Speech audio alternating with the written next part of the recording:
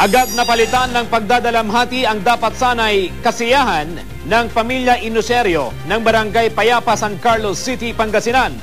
Ilang oras matapos may proklamang panalo bilang kapitan si Rodrigo Inocerio, inatake ito sa puso. Ayon sa mga saksi, inaawat ni Inocerio ang mga lasing nilang kapitbahay nang manikip ang kanyang dibdib. Siyempre, makukulit. Medyo itinulak yung isang pagkatulak. Tumalikod, ginano niya yung dibdib niya. Naisugod pa sa ospital si Inocerio, pero idineklara siyang dead on arrival.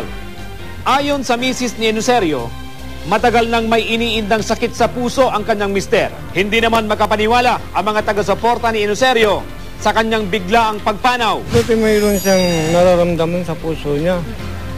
Yun lang, pero sa pagkakampanya, saka nung eleksyon, malakas siya.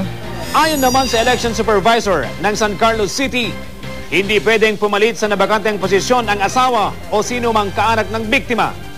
Base raw ito sa panuntunan ng Commission on Elections. Pero ang mangyayari po dyan ng procedure is rule of succession. So, ibig sabihin, yung first kagawad ang mag-a-assume. Pag nag-convene na yung board ng barangay, yung mga nanalo, doon na sila magre-recommend kay mayor kung sino yung gusto nilang ilagay na kagawad.